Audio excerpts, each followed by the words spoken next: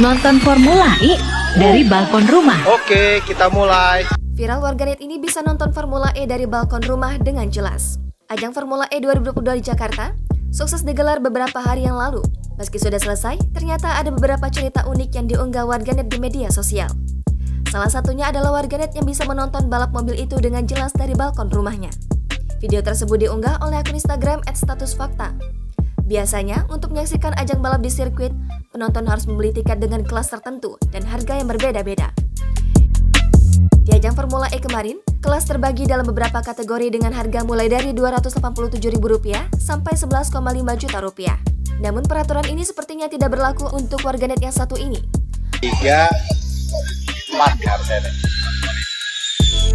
Warganet ini bisa menyaksikan ajang Formula E dari balkon rumahnya. Hal ini bisa terjadi karena rumahnya sangat dekat dengan sirkuit Formula E di Ancol, Jakarta Utara. Dengan begitu, dirinya bisa lebih leluasa menyaksikan aksi para pembalap, serta melihatnya dengan lebih dekat.